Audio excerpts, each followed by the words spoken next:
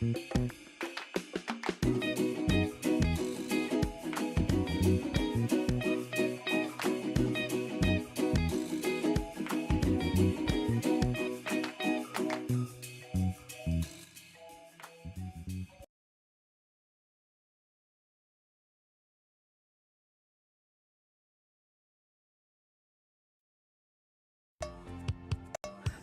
for the American Business Podcast comes from Reddit. Do you know the biggest challenge nowadays for American small businesses? That is visibility. That's why we partner with Reddit, Reddit for Business. Reddit has more than 400 million weekly visitors. Furthermore, Reddit is reliable. Reddit is the number one source for real reviews on products, services, and brands. There is a promotion going on. When you spend $500, you'll get $500 in ad credit from Reddit. True story. I am a Reddit user. Anytime I need feedback or review for a product or service, I go to Reddit. I get the real answers, real feedback from real people, from Reddit communities. Scan this QR code and sign up for Reddit advertising for your business. Get the visibility for your company, your products, and services. Scan the QR code and sign up today. Thank you for your support.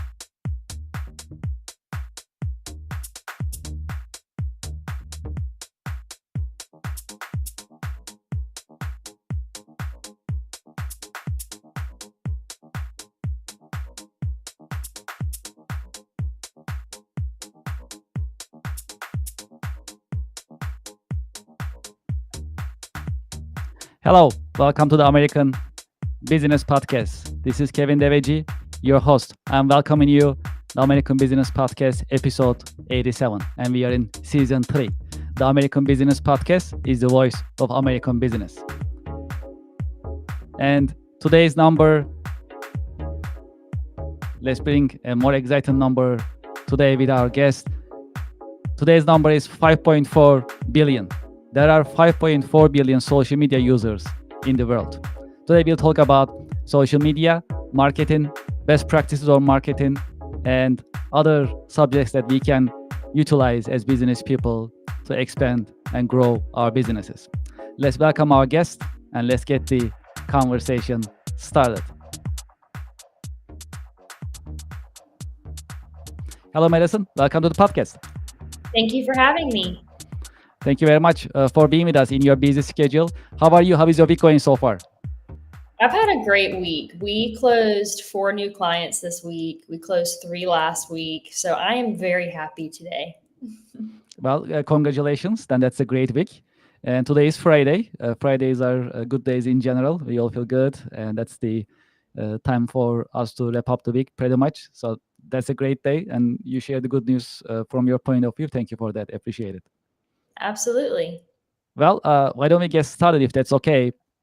So marketing and social media and business strategy is actually your expertise, and we have a lot to learn from you. As I mentioned in the beginning of our podcast, today's number is 5.4 billion, and that is the number of social media users in the world. So billions of people are using social media, and that's very important. And we'll talk about it in more detail with you today, and we'll learn from you. As a start, would you please introduce yourself and your organization to our audience and to our viewers, please?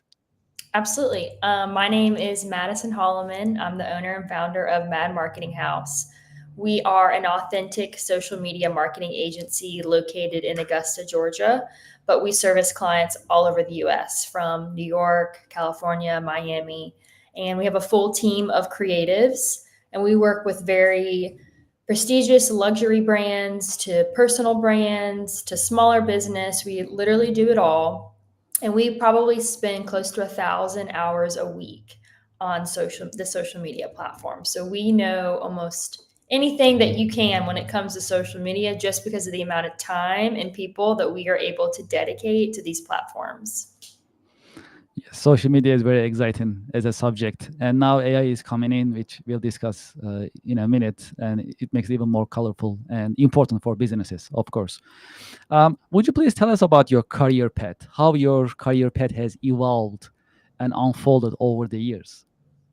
Yep. So I started as in college. I started a screen printing business, and I sold and printed T-shirts to different schools and businesses, and I paid my way through college that way so that I could graduate debt free.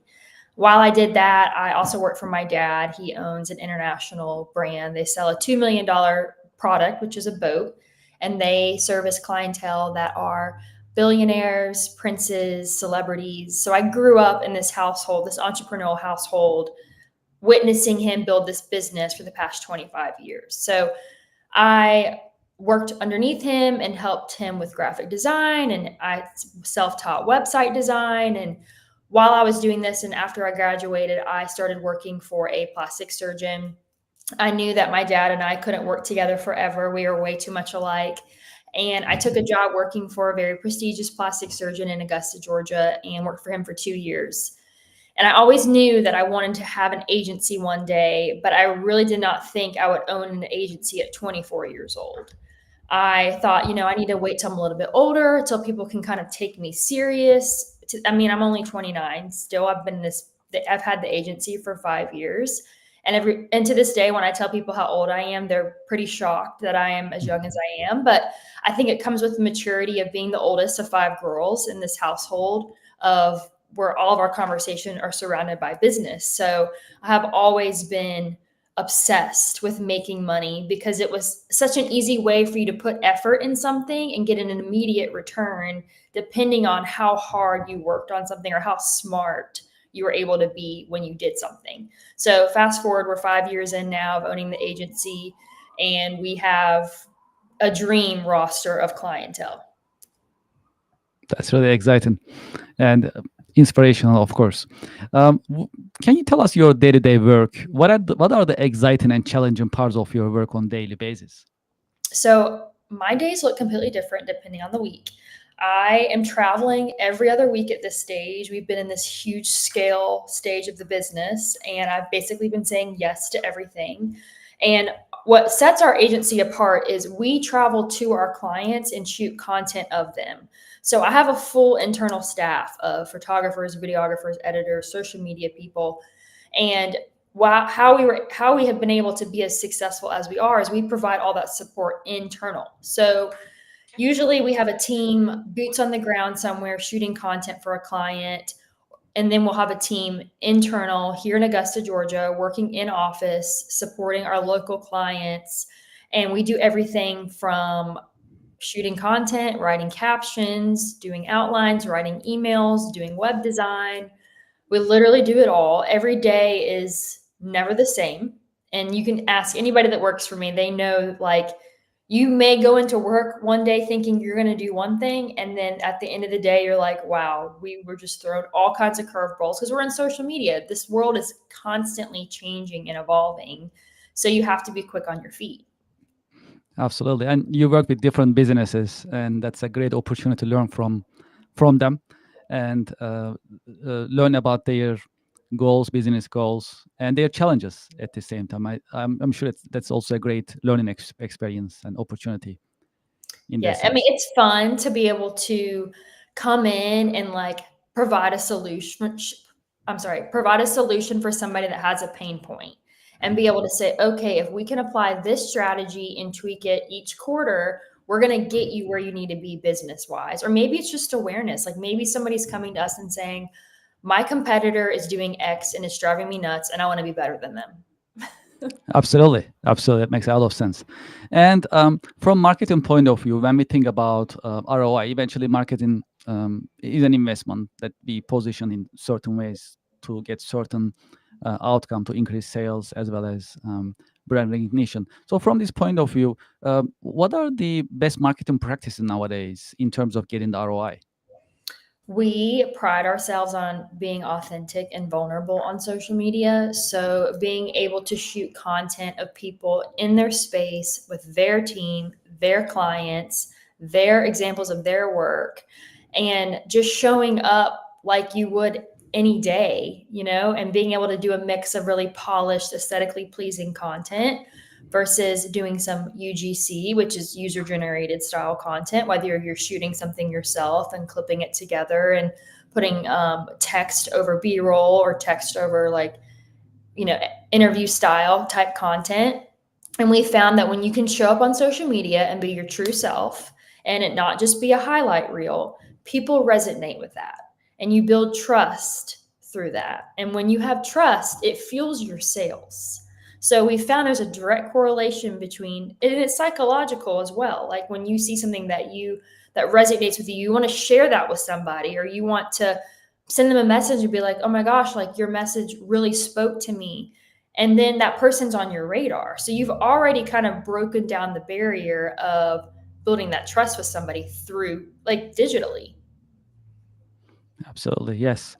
And that's a popular subject, of course, nowadays. And I like to get your take. How do you see the impact of AI on business nowadays?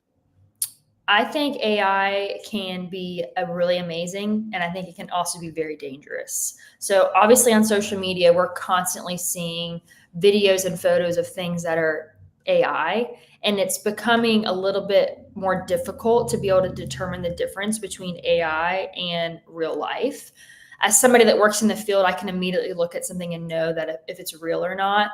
I have more clients now that are coming to me and saying, hey, like I want to use more AI content. And personally, I rather just make the content for them instead of having to deal with AI. But I think as long as we can, generate ideas, and our team uses it a lot for writing captions or outlines or kind of getting our creative juices flowing because we're working with so many people consistently every day. It's a great starting point to then take and put that human mind behind it and utilize it. Actually, I have another podcast. I'm a co-host, and I have a colleague that we are running the podcast together.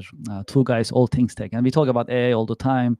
And one of them is just like you mentioned, the impact of AI and how to regulate it. And to your point, may be very beneficial to the maximum level. At the same time, depends on how you use it. Then it may be also scary too. So that's an important point that you mentioned here. So it depends on how you utilize it. Absolutely. Especially when it comes to running ads. Our team runs a lot of paid ads on Facebook and Instagram Meta. And we found I'm such a control freak when it comes to how my creative and my campaigns look. When you turn AI on, they immediately adjust how things look and they will change it. And especially when you're going through a process with the client where you're having everything approved down to the hashtags or the words used, when you turn that AI on, it completely adjust all of it. So you have to be careful when and how you utilize it. And I think as long as we can continue to monitor it and control it as much as we can, it will obviously be to our benefit. Yes. Well, I like to shift our conversation towards role models and mentors. Have you had any role models, any mentors who help shape your career path over the years? Absolutely. I would definitely say growing up and witnessing my dad build a business, he was kind of always that figure to me. And to this day, I'll have something like a really big problem or something that I need to find a solution for. And I'll call him and ask him his advice, and he'll advise me on things. And usually he's literally been through all of it. And he can tell me, hey, like you can make your own decision, but you probably need to do this to make sure that it works out better and you don't have to go through it the hard way like I did. But I would definitely say he's been a really big mentor and was obviously a role model for me as a little girl and her dad. I mean, we all look up to our dads. And I would definitely say when it comes to like women that are successful, I think somebody that's done an amazing job is Sarah Blakely, as she's built Spanx. And, as somebody that was born and raised in Atlanta, Georgia, that's where she's headquartered and lives. And it was really cool to watch her build this insane. I'm wearing Spanx right now, like this insane business and platform. And the way that she was able to exit her company and then also give back to all of the women that worked for her and men was just like so inspirational, I think, for every woman in business at the time. Absolutely. Absolutely. Well, if there is one key career lesson that you learned the hard way, what would it be that you can share with our audience and listeners? Definitely process things and do not react. So, as a very young boss, there would be times where I would be triggered by things, whether it was a client or an employee, and I would immediately react and usually negatively. And I found that if I can sit back and be calm and process what's happened and process my emotions and then respond, I'm more logical, I'm more professional, and it's definitely hurt me in the past by not living by that. But to this day, I always pause and reflect, and then I react and usually have a better solution. Absolutely. And that's also very inspiring. It is hard. It is hard. Mhm. I mean, you really, they articulate very well for us to understand. I truly appreciate it. But at the same time, we all experience it in some form, right? And when we Yes. think about it, it's really hard to constrain yourself sometimes and then take a deep breath and just calm down and Mhm. think through it, which is the best way. Absolutely, there is no doubt about it. And it also, brings my mind. So Lincoln used to write letters to Mhm. his opponents, right? But he wasn't sending them. So he was just writing them and then just Yeah. get it off the chest, but just keeping the letters. So Mhm. that always comes to my mind as a practice, just a way to constrain yourself, calm yourself down, get it off your chest in a way, but just keep it to yourself. So Usually I that's call my husband and I'll be like, this is what's happened. And then he'll be like, Maddie, it's fine. You're just relax. It's not as bad as you think it is. And he's like kind of like my voice of, I say that he's my silent partner because he's yeah, not technically a partner in the business, makes but sense. like I have to have him to be able to function to the level that we do. So, Mhm. Yeah, that's lovely. I mean, that's great to have a soulmate and complete each other, right? So that's amazing. Well, so we have one question which has actually come to us from our audience. It happens to be an interesting question, and we get different answers. If you had a chance to go back history, historically or personally, to what time period would you like to go back and why? I think I would probably like to go back to right after COVID or right around when COVID happened. I remember that time and I was working for somebody during 2020. And if I would have stepped out and started the agency 12 months before I did, I feel like I really could have capitalized. Because, after COVID happened, the economy erupted. There was all this money being flooded into the economy. And I feel like that's why our business grew so fast because starting on the back half of 2021, when everybody was like done with COVID and there was all this funding, all these business owners were spending money. So if I could go back and start the agency even 6 months or 9 months sooner, I wish I would have because it would have just continued to catapult us into a bigger growth mode for sure. So, as a business owner, you've been through certain experiences to grow your business, to run your business, and to further it. So, in times of challenges, how to stay motivated and inspired? So usually I try to read as many books as I can. Mel Robbins' The Let Them Theory book is like an iconic book. And just when she's talking about the things that she went through in her life before she got to the stage where she's like, just let them.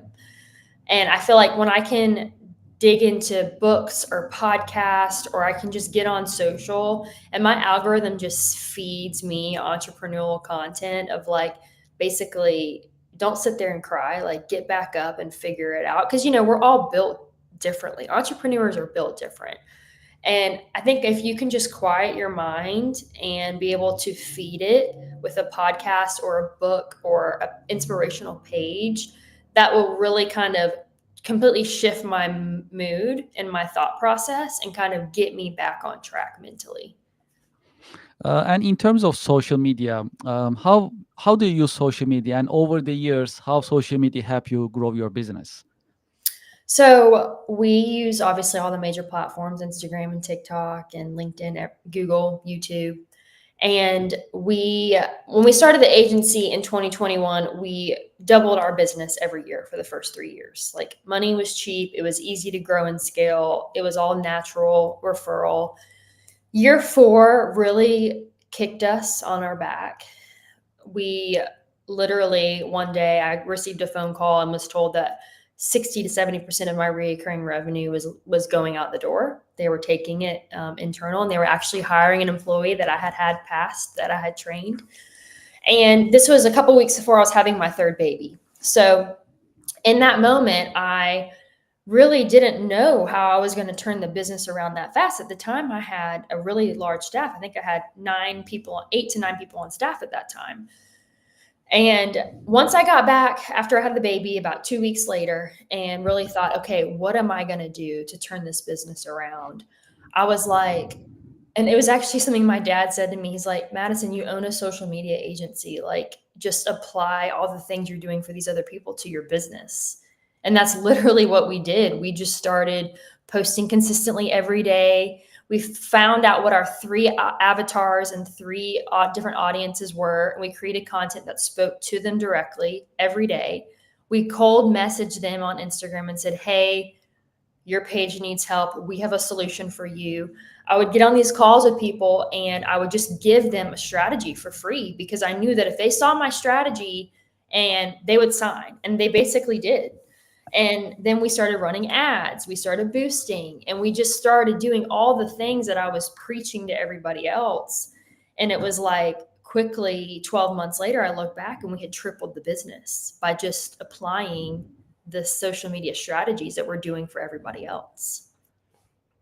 That's really exciting, also very inspiring.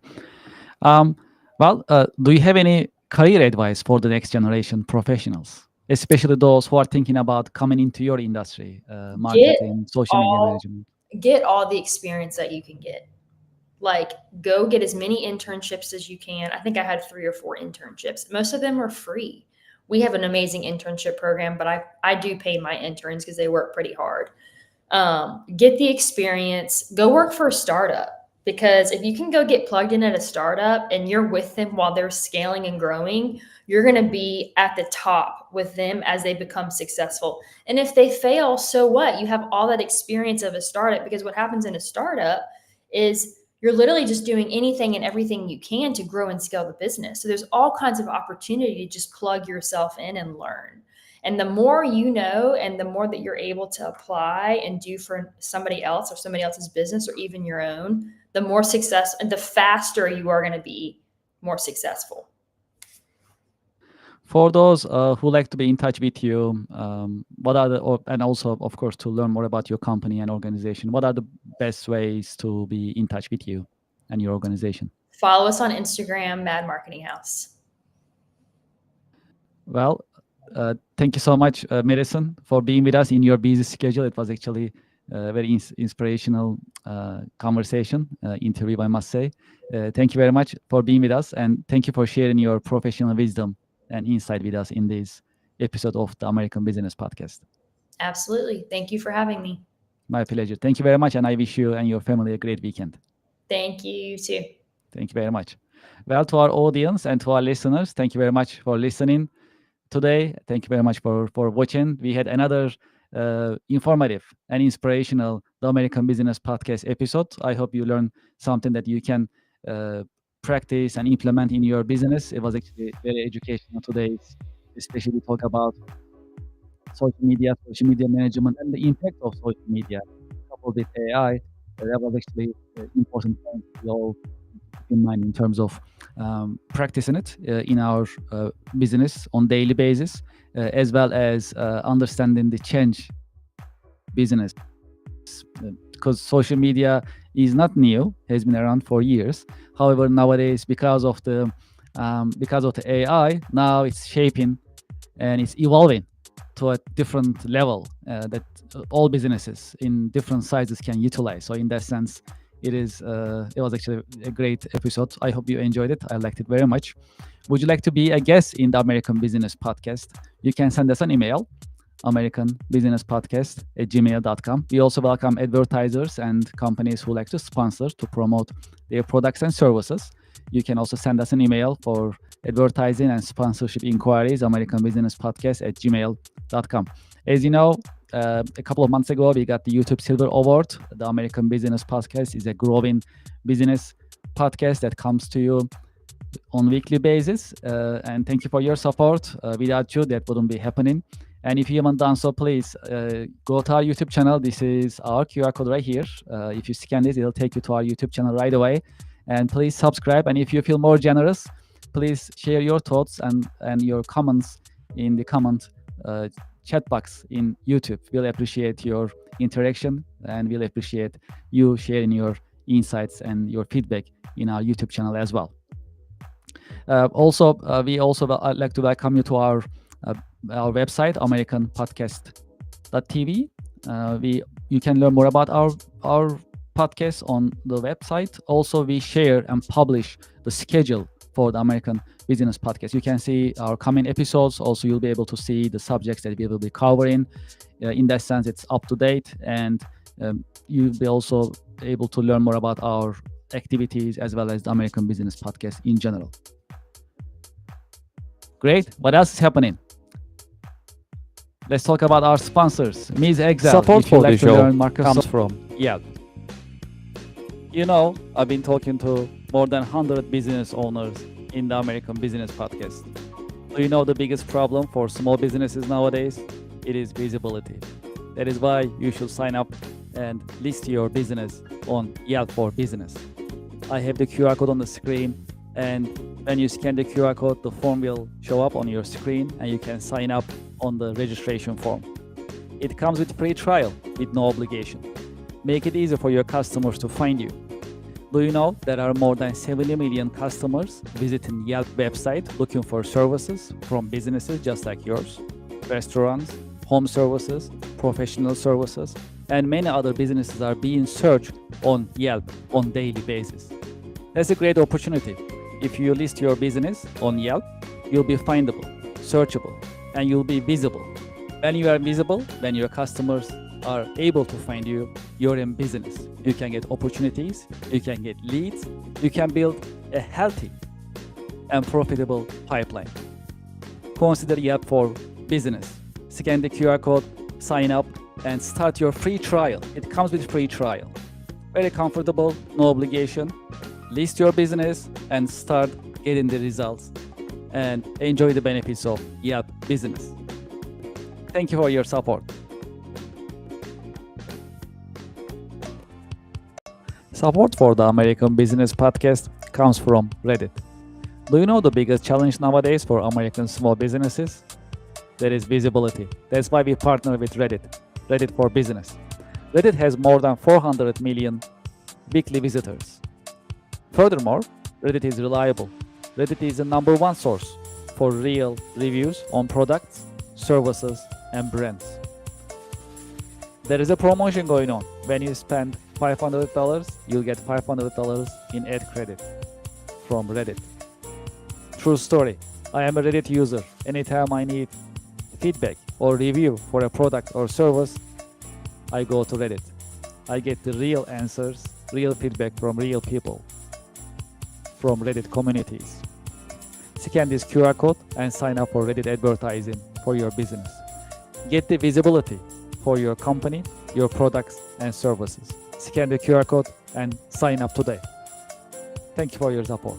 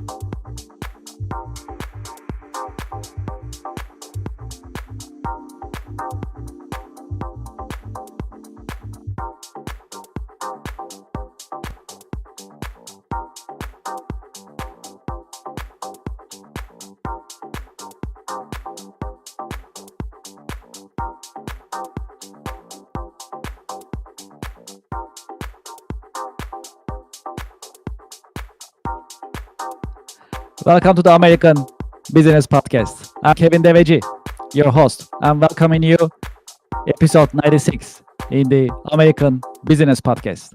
American Business Podcast is the voice of American business in any size and from any industry. And today's number is 2 million. More than 2 million people, New Yorkers, cast ballots during the mayoral election in New York City. As you know, we put together monthly online networking event. We call this Connection America online networking event. Every month, we invite business professionals, and these business professionals join the Connection America online networking event, streamed live on the American Business Podcast.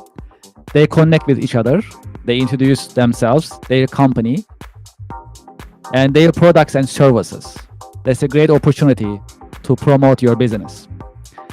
I have the QR code on the screen. We have limited seating for the Connection America Business Alliance online networking event. You'll be networking with other business professionals at the same time. You'll be on the American Business Podcast. You'll be in front of thousands of the American Business Podcast subscribers, viewers, and followers. So that's a great opportunity for you to promote your business. I have the QR code on the screen. We have limited seating. Today is a great day to get started and register for this event. You can scan the QR code, you can register, and I hope you join us. That's a great opportunity for you to promote your business, your products, and services. All right, let's get it. I'm going to invite our guest to our virtual stage, and we can get the conversation started on November 7, 2025, today, Friday. Hello, Nick. Welcome to the podcast. Hey, Kevin. Thanks so much for having me today. Thank you very much for being with us in your busy schedule. Happy Friday. How is your week so far? Do you know what? I'm just still recovering a bit. Last week, I was in Las Vegas for a conference. As I'm sure many of your listeners would know, it's always a little bit hectic coming back from a week away at a conference and trying to catch up on all the things. And of course, it corresponded with the end of the month. So it's payroll and invoicing and all the sorts of kind of business stuff that you got to take care of. So it's been a busy week, and I'm looking forward to the weekend. Yeah, that sounds great. Well, yes, especially going to Vegas is a long way, and it's pretty busy. You go there, you get settled, you go to the conference, you make networking, right? So it's quite a work. So welcome back home, and I'm glad you join us today. And we are looking forward to learning about you, your business today. As you know, the American Business Podcast is an informative business podcast, and in each the American Business Podcast episode, we learn from experts, business professionals, business leaders like yourself. So I've been looking forward to this conversation. Let's get started. As a start, would you please introduce yourself and your company briefly to our audience and to our listeners? Sure. Yeah. So my name is Nicholas Hayduk. I am the president of Engineered Code Consulting Inc., based here in Regina, Saskatchewan, Canada. We are a Microsoft Power Platform consulting firm. And we've recently kind of moved into the product space as well, having built a learning management system for the Power Platform as well. So we do consulting, and we have a product that we offer as well. Can you tell me about your career path, and especially for our audience to listen and learn from you? How did you get started? How your career path has shaped over the years? Yeah, I would say a lot. The key word is luck. A lot of luck going on.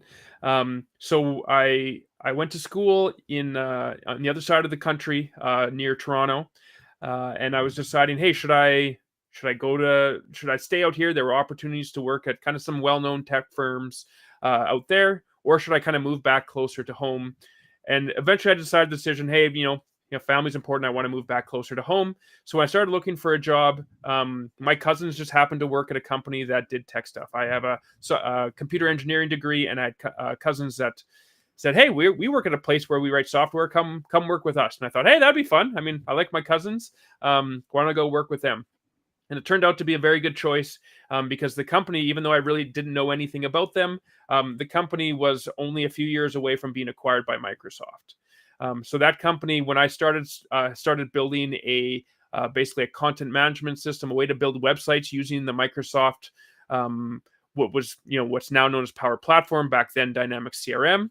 So I ended up working there for a couple of years. Ended up kind of starting my first kind of business together with someone else.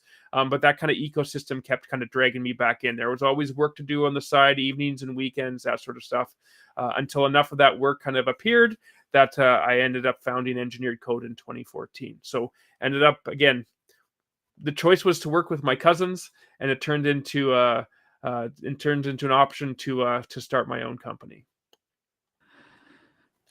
How about your day-to-day work? What are the exciting and challenging parts of your work on daily basis? Man, I mean, these days I don't do as much of the technical stuff, and it's more about the people stuff. It is, making sure that the team that I have is, um, you know, going, everyone's going in the right direction, making sure that not only the technology is kind of going right, but making sure everyone's kind of working together. I'm still kind of the leader on most of our projects, so trying to balance all the various projects that we have. And just kind of working with the people. Like, it's a lot more people and a lot less tech than it used to be, for sure. What type of companies you are working with Pretty in your much all organization? of them. In terms of, we work with small companies, big companies, private sector, public sector, a lot of government.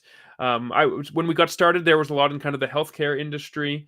But honestly, we build websites, we build software for businesses, and every type of business is an option, for sure.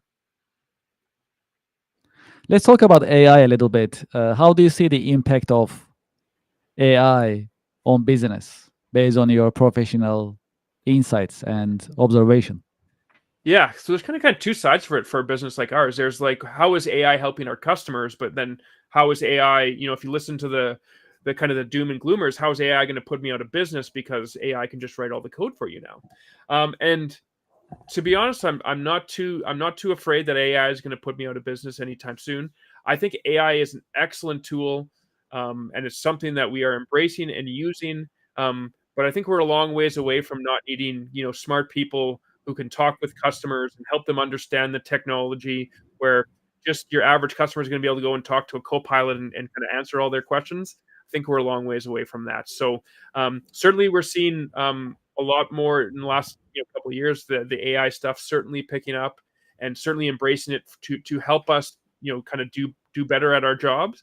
But as an example, a couple of months ago, I had an employee kind of reach out and say, "Hey, should we have a policy specific to AI?" And to me, again, I see AI as a tool, no different than like a calculator or anything else. You have to use the tool smart, but you can't just plug stuff into AI and just trust the results. In the same way that you put something into a calculator, it still has to pass that sanity check of like, okay, put the numbers in. Is that the right number? Does that make sense? And so it certainly can speed up the work that we can do. But it's not putting us out of work anytime soon, as far as I think. Yes, you're right. I mean, that's what I've been seeing too in the market. So there are like two camps. So one is the way that you mentioned. So they see the AI as a tool, and they like to use it as a tool to better their businesses and operations.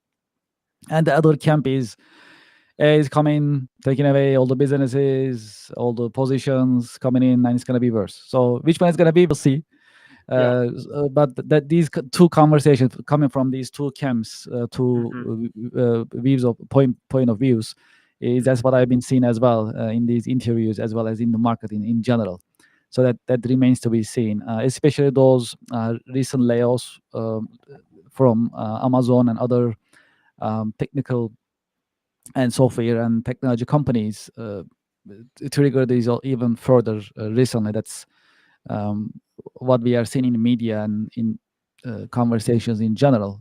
But then the real impact of AI, of course, coming in, and we'll see more. That's how it looks. For your business, what type of marketing activities do you typically employ and perform in the markets that you are active in?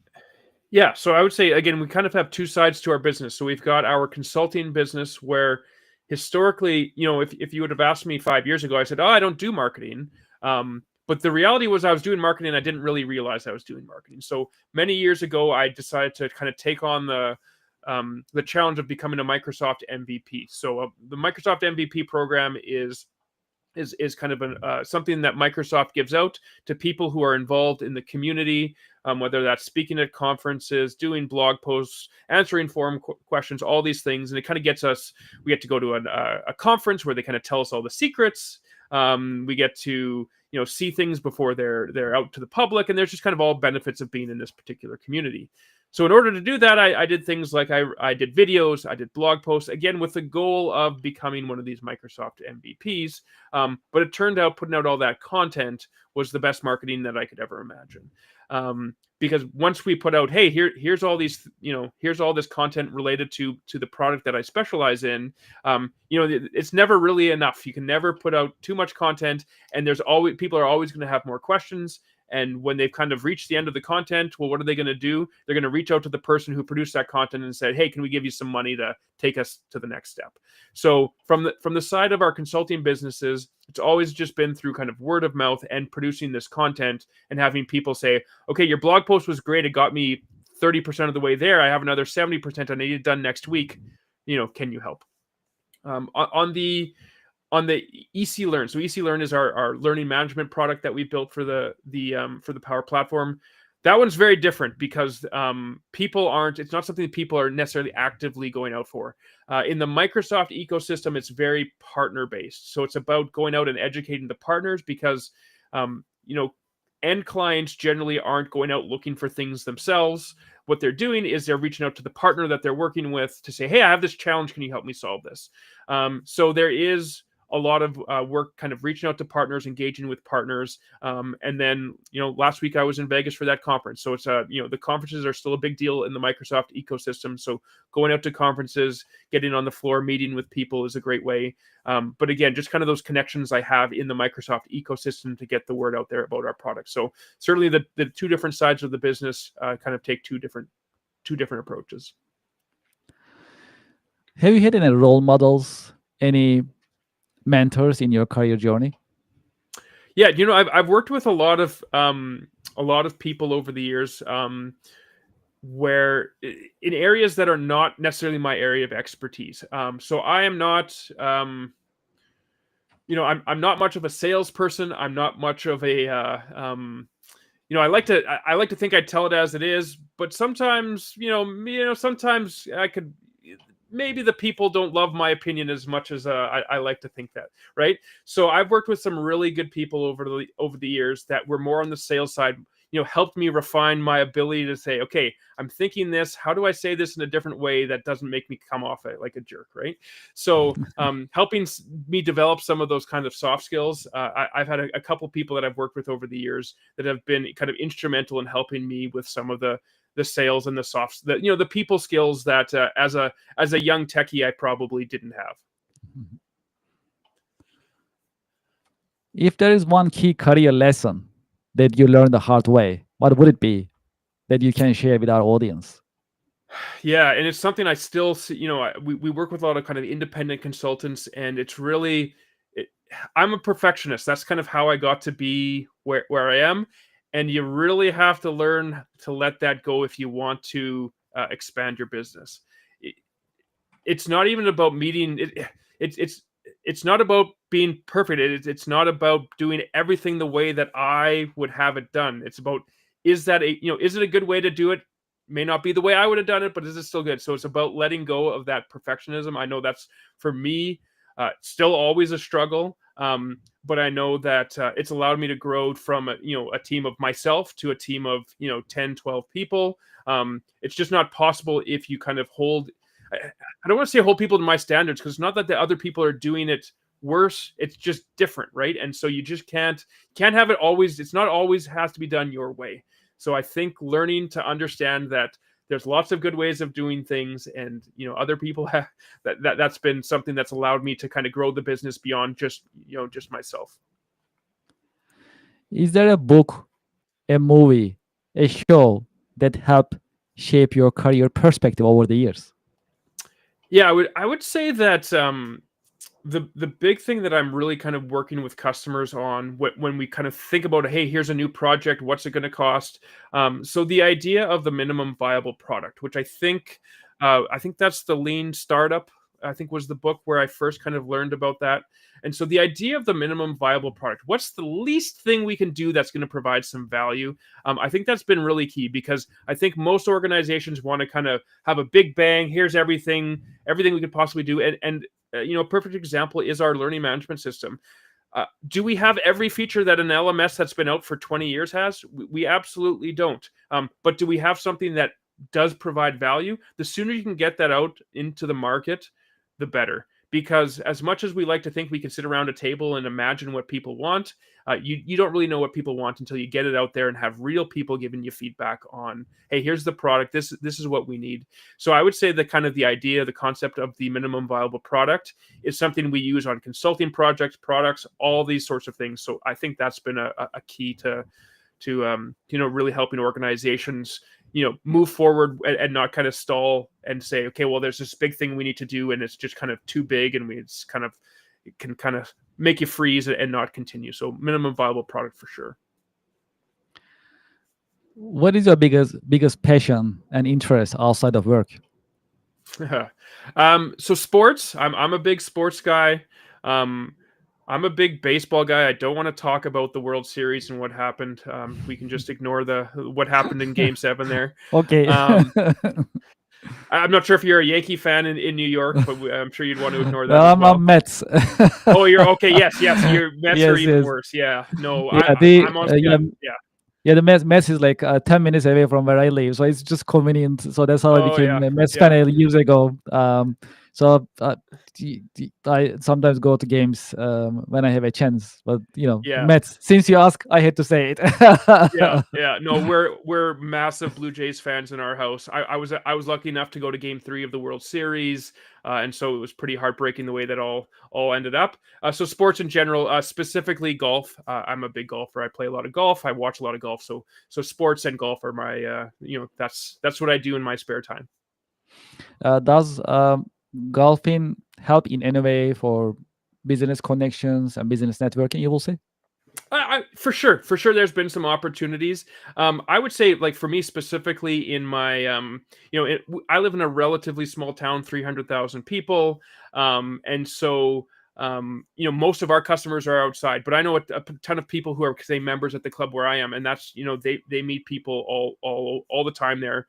For me specifically, certainly it's led to some opportunities, but I'm mostly there for the golf. But yeah. How to stay motivated and inspired in times of challenges and hardship at work?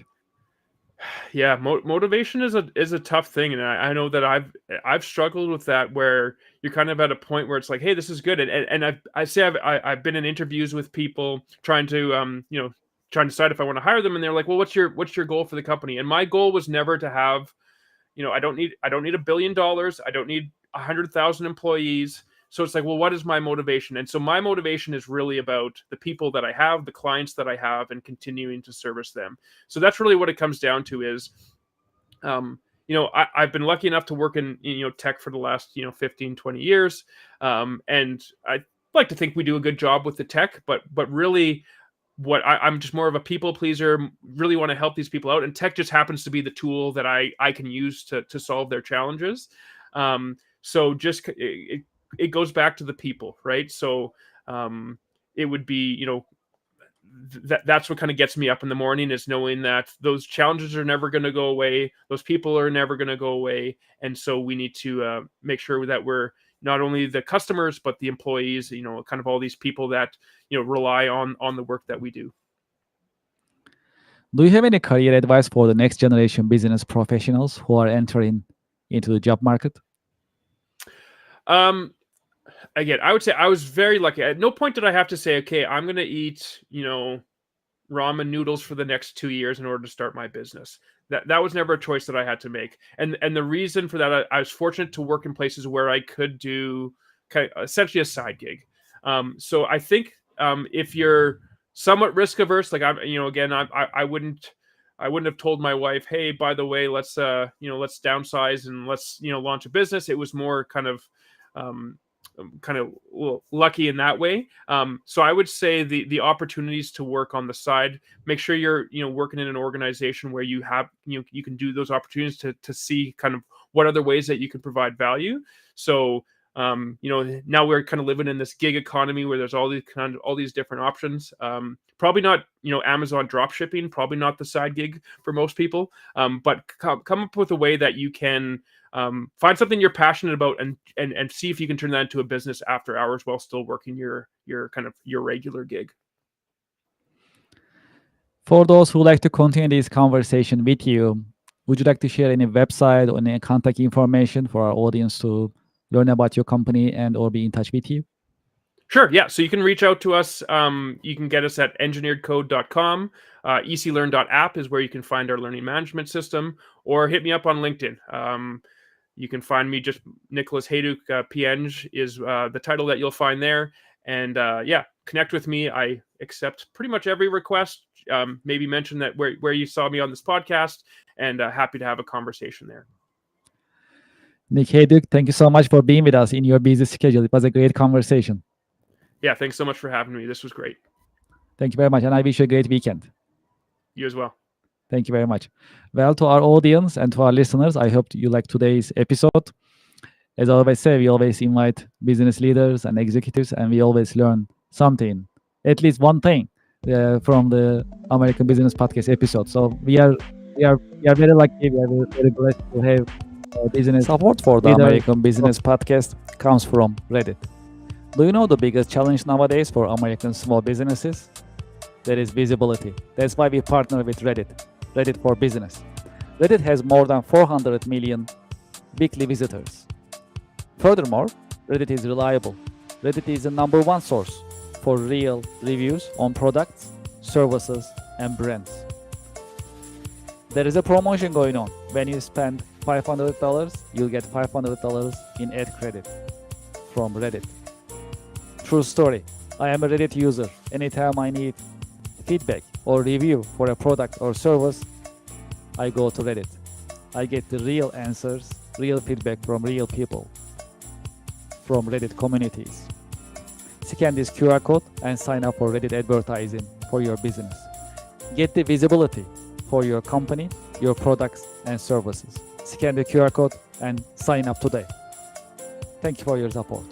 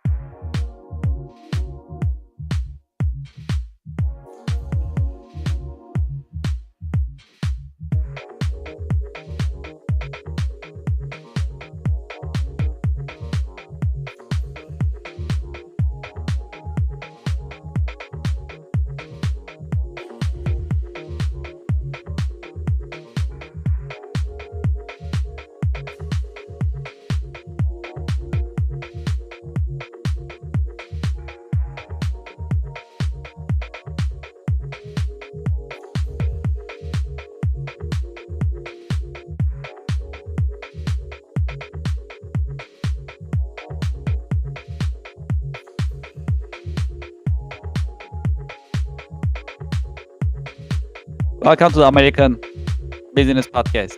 I'm Kevin Deveci, your host.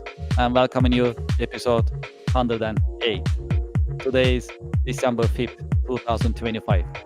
And today we are streaming from Houston, Texas, the energy capital of the nation.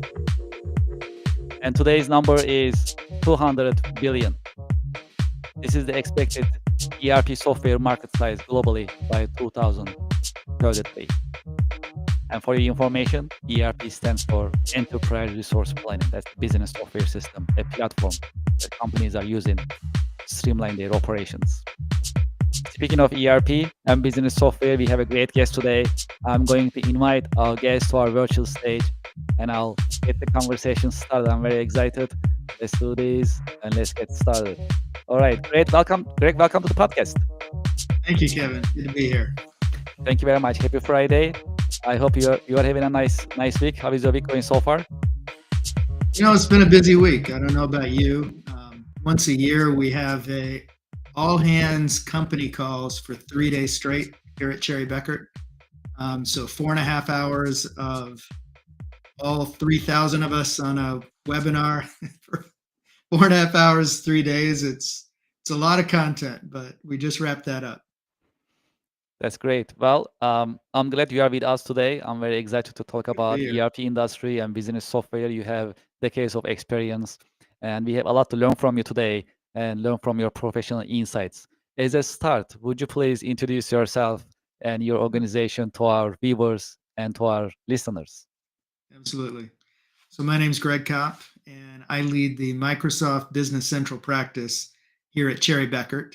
Our brand is Archer Point by Cherry Beckert, and we are the largest by headcount Business Central partner in North America. And then Business Central, for those of you who aren't familiar with it, is one of Microsoft's ERP products. And so Microsoft is the largest actually in the mid-market ERP space, even though most people don't know it because they don't market it separately. But Microsoft in the early 2000s had acquired Navision, Exapta, Great Plains, and Solomon. And so Business Central is the kind of the future forward for what was originally the Navision product line. It's also now the product direction for where anyone running Great Plains is headed. So, and then it's kind of exciting. So NetSuite, which is a major competitor in the mid-market space, Business Central has more clients in the cloud than NetSuite does in the cloud. And they had a significant head start going all the way back to the NetLedger days. So I think Microsoft is now well over 40,000, I think in the 45 to 50,000 range of clients in the cloud on Business Central SaaS. So Yeah, these are important numbers and shows the Yeah. size and depth of Microsoft Business Central. Thank you for sharing this with us. Would you please tell us about your career journey a little bit? How did you get started? How your career journey has unfolded over the years?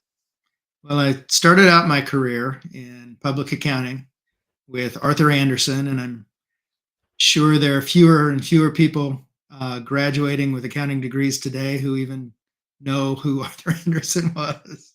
Although when I graduated, it was the Big Six, and that was a great job to land. So I never thought I'd find my way back to public accounting. I had, done my obligatory tour in public accounting, moved on to finance roles at clients, and then eventually decided to switch careers and move into ERP software implementation. So I've been doing that since the late 90s. And, the company I helped found in 2002, Archer Point, we were focused on Navision, now Business Central, grew that business to 175 people spread across US, Canada, India, and Mexico. And then last year, we had also turned ourselves into employee owned. So we were 100% ESOP, and then we sold to Cherry Beckert in October of last year. So now we are Archer Point by Cherry Beckert. When you think about your day-to-day work, what are the exciting and challenging parts of your work on daily basis? Well, I'd say this year has been particularly challenging because one of my key leaders has been out on medical leave since late June. So obviously our expectation is that person is coming back. So it's harder in some ways than when somebody leaves, because then obviously, as tough as that may be, you get to work on replacing that person.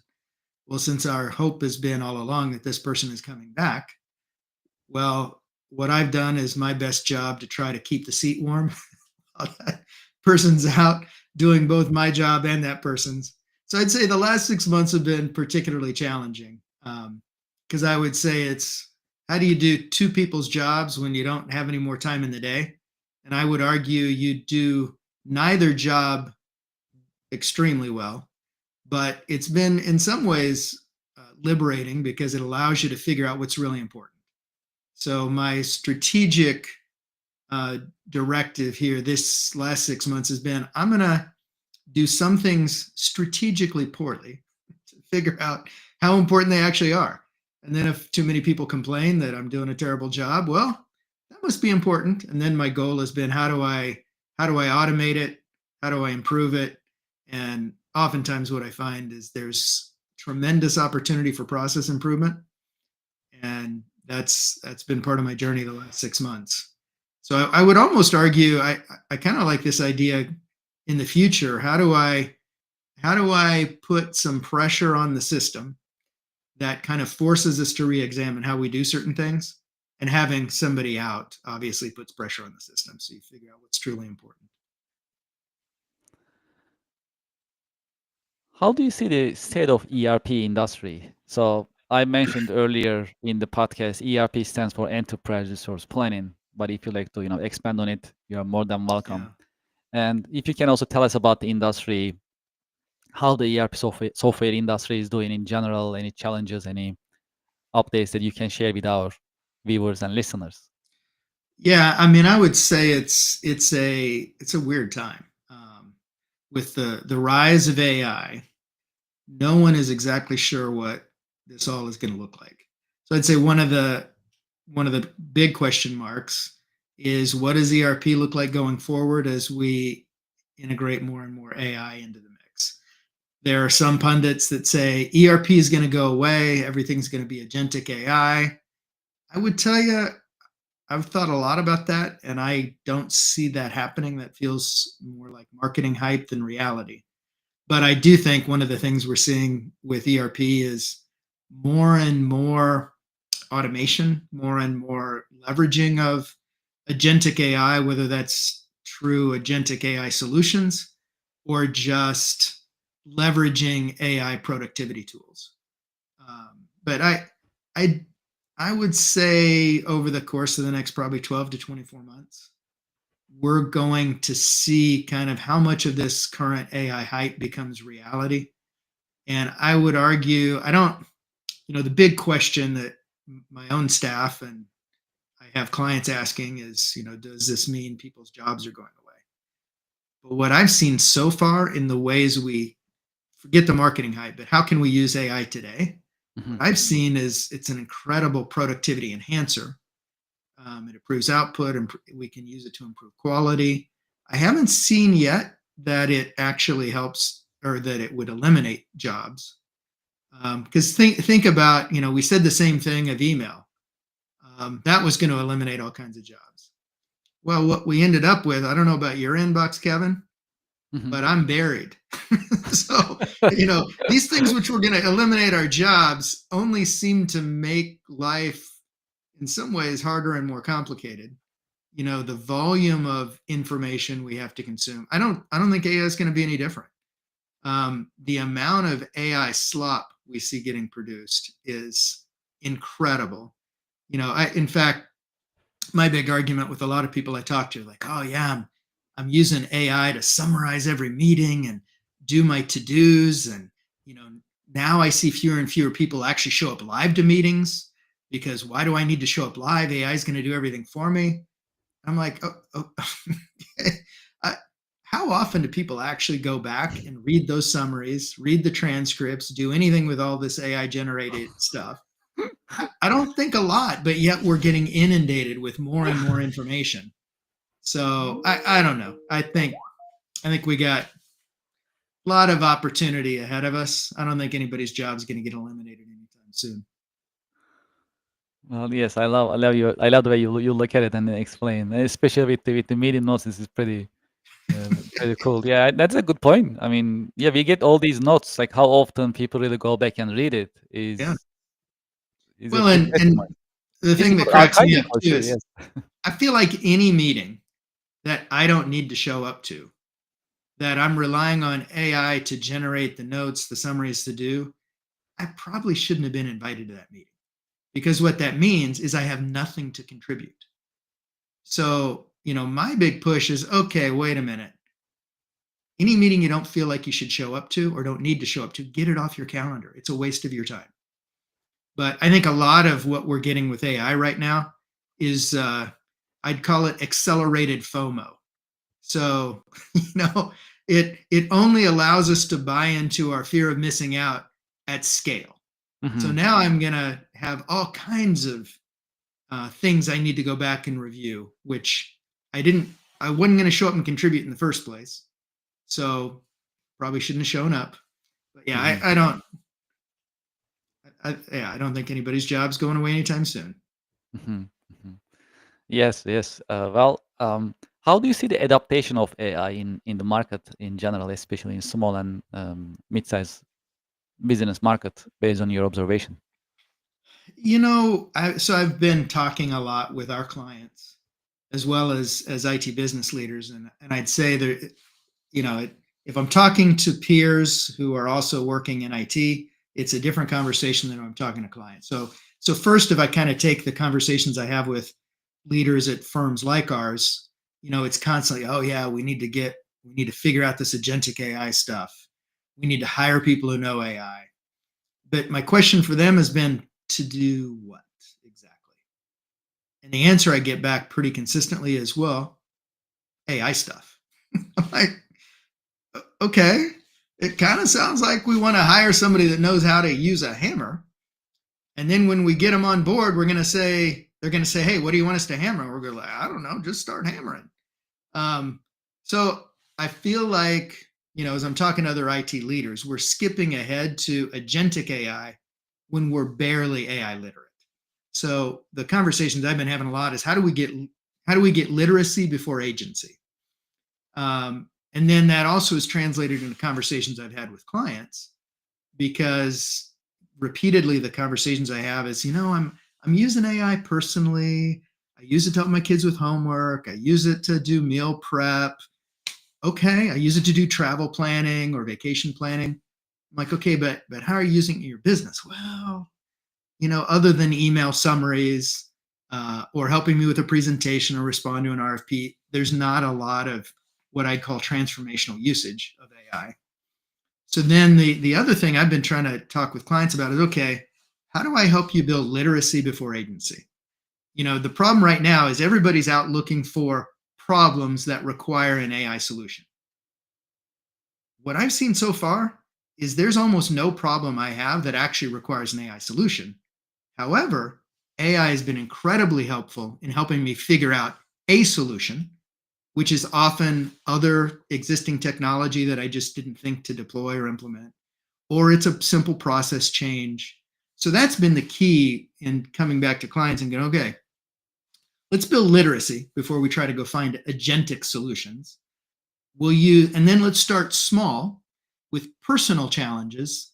And by personal, I still mean within an organizational context. So what are things that frustrate you today? They're manual. They could be done better, but you haven't bothered to try to improve it. So let's start with that before we try to go solve big organizational issues, which typically involve more stakeholders, get complicated. So that's been my big push with clients. Literacy before agency. Let's start with personal transformation before organizational. And then repeatedly, I get the ahas. Oh, yeah. There's this thing I do where I copy data from one place to another, or I manually enter data from one spreadsheet to another. Yes, let's go figure out how we use LLMs, whether it's ChatGPT, Claude, Gemini, or Copilot, to help you think about your problem, help you think about solutions. And then I'm going to probably guarantee you it's not going to be an agent. It's going to be something in Power Automate, or it's going to be a dynamic intake form, or something simple that you could actually go build yourself. Well, maybe we can dive a little deeper on these, especially in terms of deploying business software systems, ERPs and other systems, for example.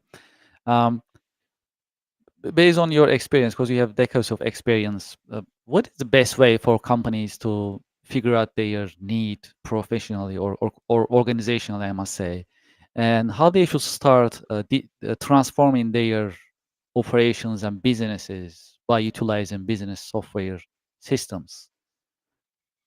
Yeah, I'd say for every company, there's got to be something compelling, because no one chooses to implement ERP software because they're bored or they have extra time on their hands. Implementing business systems is complicated. It takes time, and it's often more money than anyone wants to spend.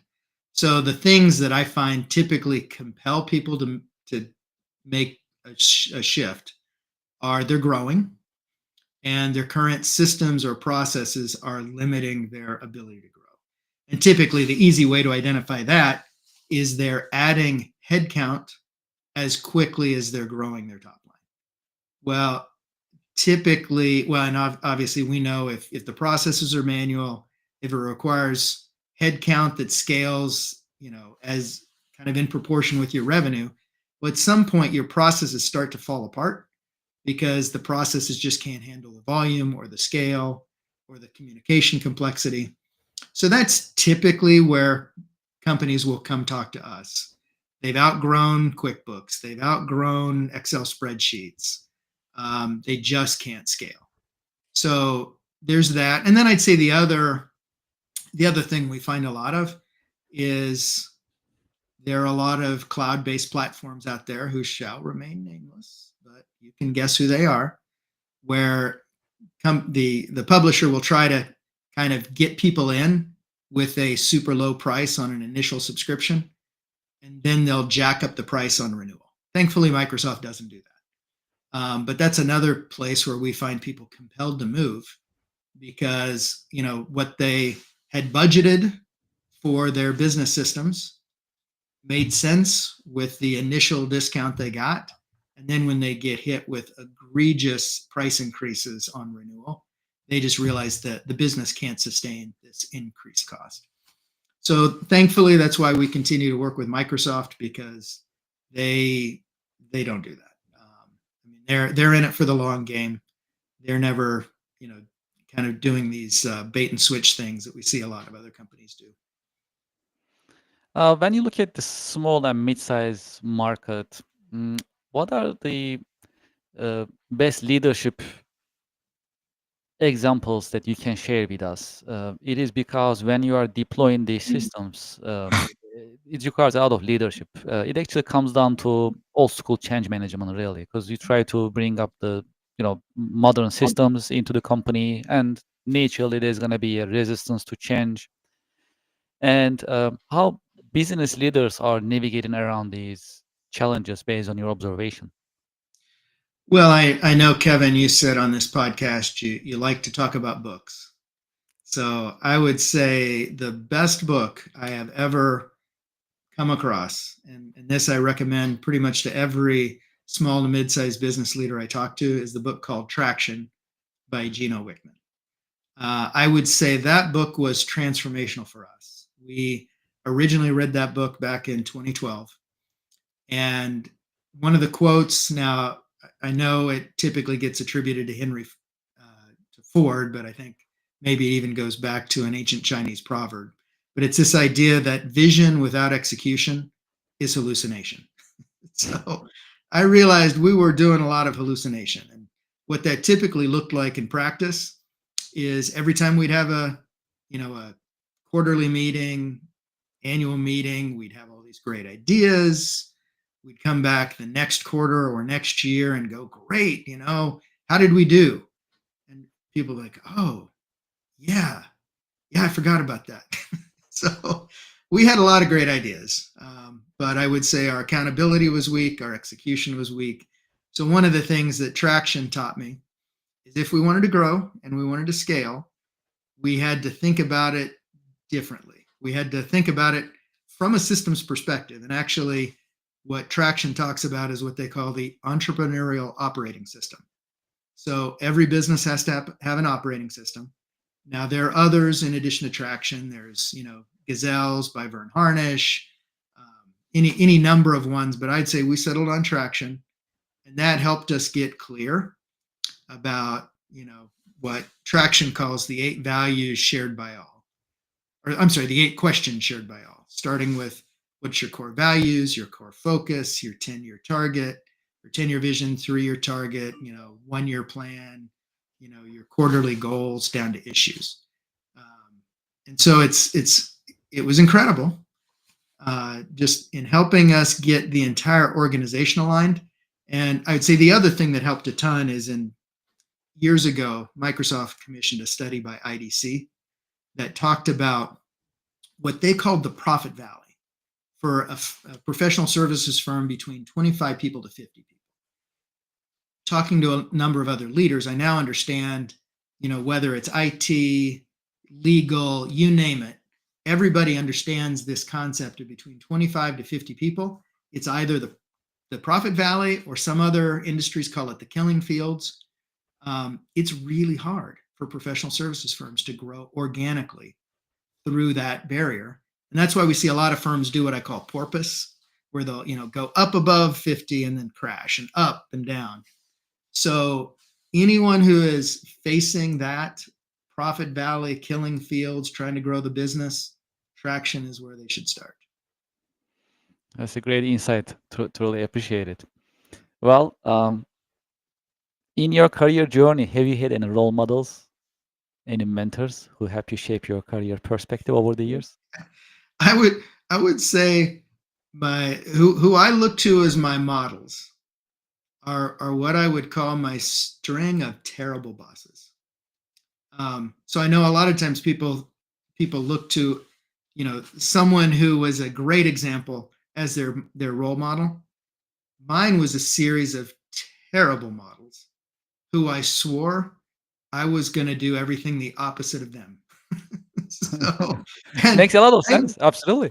Yeah. And thankfully, as we started Archer Point, I was young and energetic enough to set out to try to prove that I could build a business as the opposite example of what I'd seen before. And thankfully, it worked out pretty well.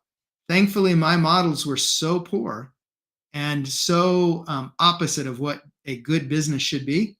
Now, the sad thing is my prior leaders operated exactly like most of our industry operated. So it wasn't that they were outliers in our industry.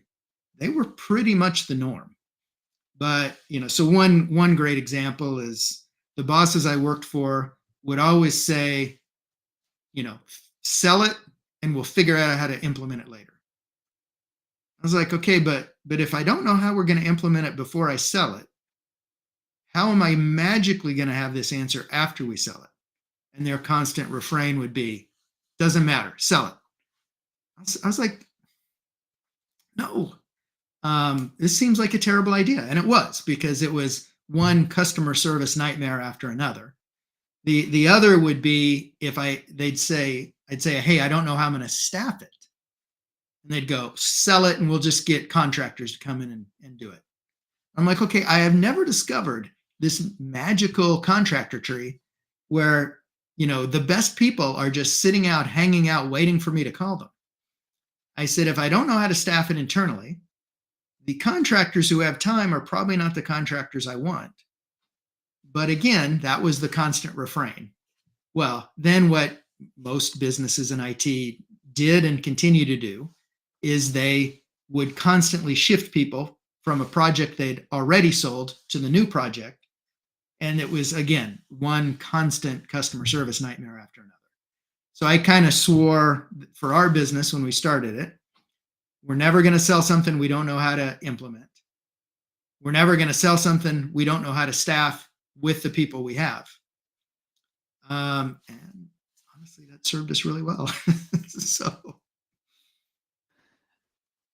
in your view, how a good leader should be? What are the good qualities or qualities a good leader should have? Yeah. So I've asked myself this question a lot over the course of the last few years. In fact, in 2019, right before COVID, I decided I wanted to go back for my MBA. And I had to try to explain to my wife why I was doing it, because she goes, so you're not looking to change jobs? Nope. You're not going to get a promotion out of this? Nope. Just I want to accomplish a couple things. One is I want to kind of re-energize my learning. I feel a little stale. I feel like this will be a good way to kind of help me accelerate, what's new, what's different, what's changed. And I said, the other thing that will help me is I want to understand, can I lead in a context where I don't have any positional authority? And as you know, in an MBA program, everything's a group project. Nobody can claim a title as the reason why somebody has to do what they say. And so it was a great opportunity for me to kind of lean into what I think it's John Maxwell has in his 5 levels of leadership. You know, if you're counting on title or positional authority as the way you lead, that's the least effective. And so it gave me a great opportunity to practice leading in a context where people have to want to follow if you're going to be a true leader. You only get to force people to do something maybe one time. And then after that, they will typically nod their head and say they agree with you, but then go do whatever they really think needs to be done. So I would say the key thing for me, I think, about good leadership is lead by example, be clear. And then I think, too, for people who work in a large organizational context like I do now, is don't wait for permission. So what I've learned a lot, which has served me well, is communicate. So I'd say don't, communicate what you're doing, but as a leader, leaders don't sit around waiting for permission to do things. Leaders make a difference. And so obviously, if somebody tells them not to do something, I'm not going to do that. But I will communicate, here's where I'm headed, here's what I'm doing. Tell me to stop if you don't want to see me do this, but I'm going to keep making a difference and make a change. So that's what I would say. What is your career advice for the next generation professionals coming into the job market nowadays? I would say, especially for those who think about wanting to start a business, the biggest thing that prevents people from starting anything, whether it's a business, starting a career, changing careers, I think is fear. And so if you recognize that most of the obstacles are internal, well, those I can control. When most people externalize all their obstacles, they think, oh, well, I can't do this until I get, money or investment, or I get time, well, unfortunately, externalized obstacles you don't have a lot of influence over. But if you realize most of the things that prevent you from accomplishing whatever it is you want to do are internal obstacles, well, then the sky's the limit. So I would say, going back to when we started Archer Point, we just found out my wife was pregnant. I had no money. Now, thankfully, I was young enough not to realize everything I should be fearful of. So cash advanced the credit cards, took out the home equity loan, made my capital investment to start the company. And then, hit it hard. So I would say for most people, just don't externalize all your obstacles. Realize, there are plenty of people out there every day with the same resources you have, making life-changing decisions, building businesses, launching new enterprises. So figure out how to do what you want to do to take that first step with what you got. Great. Thank you so much for being with us in your busy schedule. Thank you for sharing your professional insights with us and your professional wisdom. I truly appreciate it. Thank you, Kevin. It's been fun. Yes, pleasure is all mine, and I wish you a great weekend. Thank you. You too. Thank you very much. Well, to our audience and to our listeners, I hope you enjoyed today's episode. Well, we had another informative episode today with Greg Kaup. And as you know, in each The American Business Podcast episode, we bring you informative content. Because there is something new to learn. And within this view, it's important to have experts on the American Business Podcast. And that's what we do. We bring you experts, we bring you leaders, and we can learn from them and from their experience. If you'd like to be a guest in the American Business Podcast, please send us an email, americanbusinesspodcast@gmail.com. We also welcome your feedback. who you would like to see in the American Business Podcast episodes, you can also send us an email, americanbusinesspodcast@gmail.com. If you like to advertise, sponsor the American Business Podcast, please also send us an email, americanbusinesspodcast@gmail.com. I am also inviting you to our website, americanpodcast.tv. We update our website weekly basis. You can see coming episodes, scheduled episodes, our guests, as well as subjects we will cover in each American Business Podcast episode. As you know, American Business Podcast is a YouTube Silver Award-winning podcast. We are in top 1% in YouTube business category. We are growing fast, and I truly appreciate your support. If you haven't done so, please go to our YouTube channel and subscribe. This is the QR code to our YouTube channel. You can subscribe, and if you are feeling more generous, you can also leave your comments in the chat box in YouTube. Truly help us, and we truly appreciate your support. As you know, every month we put together online business networking event called Connection America Business Alliance networking event, and we stream live on the American Business Podcast. Next one for this month, that's a monthly event.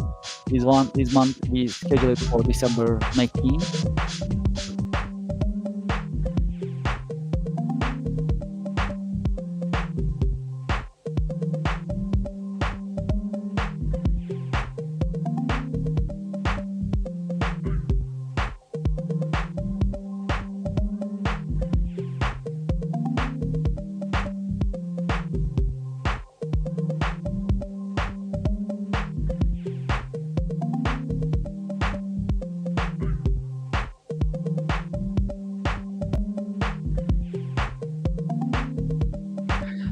Hello, welcome to the American Business Podcast. I'm Kevin Deveci, your host. I'm welcoming you episode 105th. It's an exciting week for us. We are getting more and more episodes, over 100, and that's very motivation. And today's number is nearly 40% of all businesses are woman-owned in the United States. And as you know, we have a great partnership with missionstatements.com, and we share quote of the day with you. And quote of the day today is failure is the condiment that gives success its flavor. Well, speaking of women-owned businesses, we have a great guest today. We'll talk about women in business. More, as Business Podcast is an informative business podcast, and we bring you the informative content in each episode. Let's invite our guests to our virtual stage, and let's get the conversation started. Hello, Michelle. Welcome to the podcast. Hi, thank you so much. I'm happy to be here. Thank you very much for being with us in your busy schedule, and happy Friday. How is your week going so far? So far, so good. I'm anxiously awaiting next week for all the Thanksgiving fun. Yes, Thanksgiving is great. It's a great time for family, being with the loved ones. So I'm also looking forward to it. Well, Yeah. the good news is start. Yes, almost there. Sounds great. Well, if that's okay, let's get our conversation started. We have a lot to learn from you, and our also audience and listeners will be also learning about your learning from your professional insights and from your professional wisdom. As a start, would you please introduce yourself and your organization to our listeners and to our viewers? So, my name is Michelle Taylor. I have been a licensed wealth manager for the last decade plus, and in the last 2 years have also launched a separate company that is a passion project of mine called Women in Wealth, and that is all around changing the way women think and feel about money. This is really exciting, and well, we like to emphasize women in business today. Is our today's number is 40. About 40% of businesses actually owned by women. So that's great. It comes to around 14 million businesses, which is very inspiring when we think about it. So I'm glad we are talking about it today. Would you please tell us about your career journey a little bit? How did you get started? How your career journey has unfolded over the years? Oh, Kevin, it started in the most interesting way. It's definitely not been a straight line. I went to business school and never thought that I would end up in this space and managing wealth. I am a child of two amazing parents, but both of them, through a divorce, were showing me a lot of different things, but not really talking about money. So I knew I wanted to be an entrepreneur like my dad. And as I went through school, I didn't understand that the life I was envisioning could be a product of being a business owner.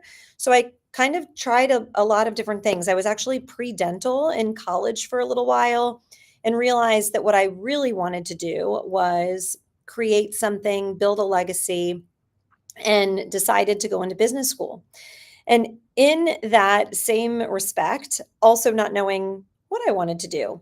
So I have always been a lover of fashion and really stumbled across something that became a business plan.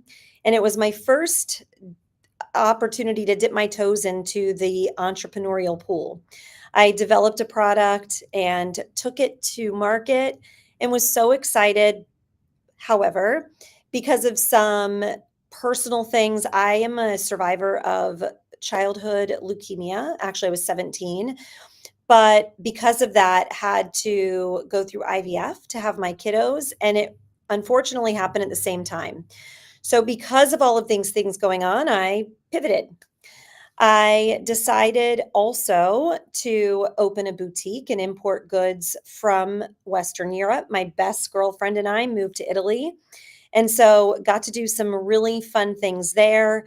And ultimately, because of timing, that was in 2007 and 8, not the perfect time to be importing anything into the US with a weak dollar.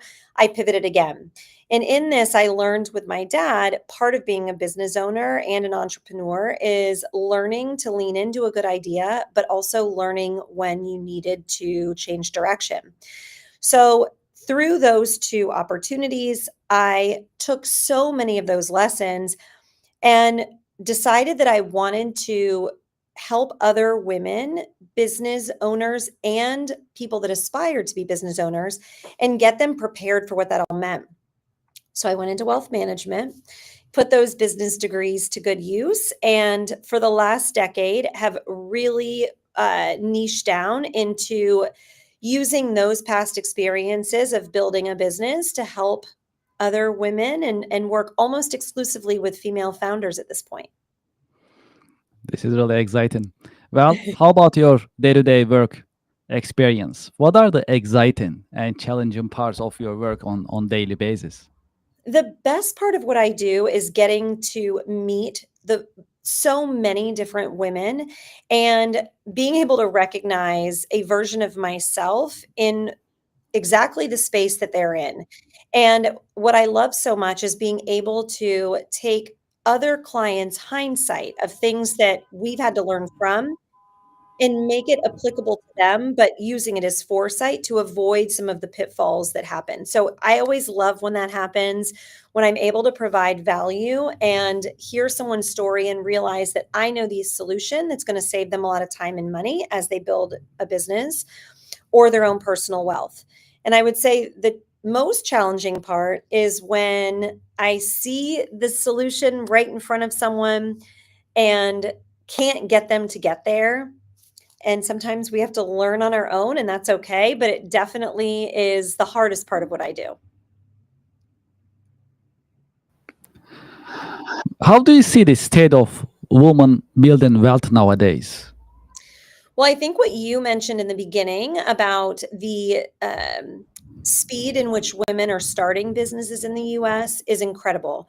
I think, as you know, and being that this is the theme of your podcast, building a business is just such an opportunity to build wealth. And with more women in that space, inevitably, there's more and more women that are controlling their own financial futures, but also the decision making that's happening in the household.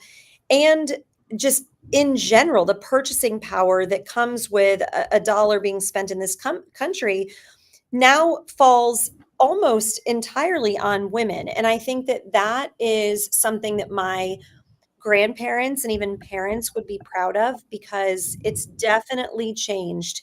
It was only in 1988 that a woman could have a business loan opened in her name without a male cosigner, which is so hard to believe. But I do think that with access to information and with podcasts and so many tools that women are allowed to learn at their own pace and have so many tools at their disposal, it is just the very best time to be a woman building wealth in the United States. What is your take on AI? How do you see the impact of AI on business nowadays? So, in my industry, this is a hot topic because AI is an absolute game changer. It's a fantastic tool. I encourage everybody to use it as a tool. So, you don't want to take what it says literally. AI can make mistakes, but it's a great resource to start to ask the right questions and know what those questions actually are. Now, on the flip side of the coin, especially in my industry, we see a lot of people saying that they want to do their own planning with the help of AI. And in some situations, that's okay. For young people that are just starting out and are on autopilot, it's a wonderful resource when you may not be at the point where you need to bring in help. You'll be paying more in fees than you're investing. With that being said, I think so much of what we do around building a business, building wealth, there is an emotional component to that that is never going to be able to be replicated by AI. So I see AI changing the landscape on so many things, on efficiency, on getting quick answers, finding out the tools and resources that you need to go after something. But I also see it as an amazing reminder that humans need humans. And yes, automations make business easier. ChatGPT or something similar makes finding answers quicker and more easy. But at the end of the day, you really cannot succeed at the same pace without the human touch, because that's what all humans need to be fulfilled. Absolutely, and I'm glad you mentioned that. I actually went to a networking event yesterday. That was leadership in of AI, and we had a great presenter, Joseph Beauchamp and Beauchamp team. So he made a great presentation. Well, eventually, AI is a tool, he was saying, and Yeah. then just don't take it as if it is a god, right? It's basically a tool that's designed to help us. So his suggestion was at the end of the presentation, get your AI as in human, take your AI and use them together. That was his bottom line that he was actually sharing with us. So just to support your point, so it's a great tool, but it's a tool. So we need to use it, utilize it, but remember that is a tool. That was the bottom line of that presentation yesterday. And you're right, Kevin. And I think that the goal for anybody should look at AI as that tool, and you want to fill your proverbial toolbox with as many options as possible. So you don't want one thing to be your go-to over something else. You want to be able to pull out the tools as you need them and as the situation dictates. And I think that for anybody that's ignoring AI or thinks it's going away, it is certainly not. It is an amazing tool, a time-saving tool, but one that needs to work in partnership with other things. Yes, absolutely. This is a great conversation. And when it comes to AI, we can literally talk for hours. That's a fascinating conversation. And I agree with you. This here to stay. And we had a guest a couple of months ago, Dave Kerr from Kerr Consulting, and he actually said one thing I can. He said that you better learn AI, take your place. Who knows how to use AI? So something to keep in mind, I think, for all of us as business professionals. And, I think it's very interesting. Something else that, is a hot topic people have been discussing is so many positions can be replaced by AI, but there are certain things like in the trades, and of course, being a business owner that will never be replaced. And as people are coming through school and into the workforce, it really does pose a good thought to say, should I be considering something that AI cannot replace? Because I do think that so many of the things that we do are going to go that way. You actually mentioned earlier about your business experience, and you mentioned how you pivoted and updated and change of the times of the or the conditions. Yeah. What to do during how to survive uncertainty and crisis from business point of view? What businesses should do in the case of crisis or uncertainty? What are the best practices you will say will be? I would say the number one thing that all of us should be doing is setting ourselves up to be in a position where times of uncertainty for the majority of people are times of opportunity for us. And what I mean by that is if you are a business owner and you're growing and scaling your business, I would be right now, none of us have a crystal ball. I think that in markets like this, there's always areas of opportunity that you need to be prepared for.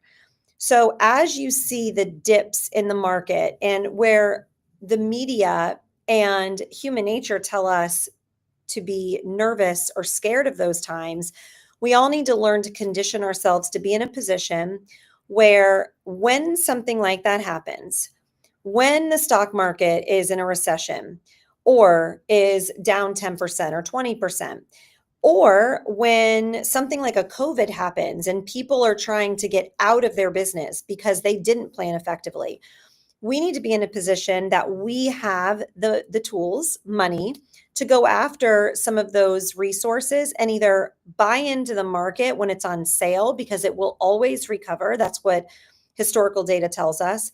Or if you're a business owner, there are going to be people in your industry that are exiting and are going to want to be exiting as quickly as possible. And if you are in a position to buy a piece of the market, you don't want to miss that opportunity because that's when real wealth and growth and scale happen for not only us as investors, but us as business owners. I like to talk about marketing a little bit. Based on your professional experience, what are the best marketing practices that bring the highest ROI? So I think everybody is marketing, even if they think that they're not. We are always selling. There's actually a great book called To Sell is Human. And I think that you have to be aware of that. So, how you are positioning yourself in today's day and age is extremely important to your business. I love to use social media as a way to show people what I do, the people that I can help, but also give them a little bit of a personal view of who I am and what matters to me. I think that right now, I mean, that's where so much of what we do is happening. Where the marketing is happening is on social media. So I think any business owner needs to have a presence there, even if it's not necessarily, going to be super helpful to your industry. For example, my dad owned a window and door company. Maybe someone's not going onto social media to follow content of what they're saying. They are going onto social media to search for your company at a rate like we've never seen. So you want to have a presence on social media and all of those platforms because people are looking there. But when it comes to the biggest ROI, I think that unless you are truly dialing into a client and creating a personal connection with what you're doing within that relationship, you're missing the boat. For example, taking the time to understand what your clients' likes and dislikes are, understanding that when they feel seen and heard, you are buying a stickier relationship, and it also fills your cup as well. So I think that gone are the days of marketing in the traditional sense with business cards and billboards. Those things are all great. But I think that the most important way to market with heart is to pour into the clients that you have currently in unique ways that will then turn them into walking billboards for other potential clients or people within their circles. And you're doing it in a really intentional and genuine way. I like to shift our conversation towards during your career journey. Have you had any role models? Have you had any mentors who help you shape your career path, career perspective over the years?